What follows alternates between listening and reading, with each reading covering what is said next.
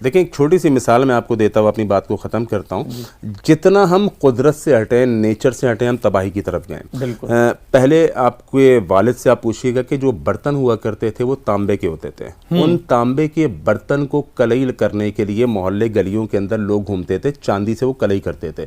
وہ تانبے کے برتن میں جب کھانا بنتا تھا، آپ کی باڈی میں تانبا بھی جا رہا ہے، آپ کی باڈی میں چاندی بھی جا رہا ہے. اس وقت کوئی بیماری یعنی کینسر جیسی بیماری تو سنا ہی نہیں تھی، سوال ہی نہیں. ٹھیک ہے، ہارٹ اٹیک بھی کسی کو ہوا کرتا تھا. لیکن آج یہ کینسر عام ہو چکا ہے، ہر گلی کے اندر، ہر گھر کے اندر. اسی طرح آپ دیکھ لیجئے ہر خاندان کے اندر کوئی ایک بندہ آپ کو کینسر پیشنٹ ضرور ملے گا. ڈائبٹک پیشنٹ تو درجنوں آپ کو مل جائیں گے. شوگر کے، بلڈ پریشر کے اور ہارٹ ڈیزیز عام ہو چکی ہیں. یہ سب کچھ کیوں ہو رہا ہے؟ میں نے تقریباً آج سے 7-8 سال پہلے اپنے لیکچر میں کہا تھا کہ خدا را سلور کے برتنوں کا بائیکاٹ کیجئے. یہ سلور کے برتن اور یہ اسی طرح پلاسٹک کے برتن. آج جناب پلاسٹک کے ڈنر سیٹ یعنی زہر کو خوبصورت پیکنگ میں مارکیٹ میں پیش کیا جا رہا ہے. پلاسٹک کے برتن، اسی طرح سلور کے برتن، یہ سب سے بڑا سبب بن رہا ہے کینسر کا. اسی طرح جب تک ہم نے فارمی مرغی استعمال نہیں کی تھی تب بھی بیماریاں کم تھیں.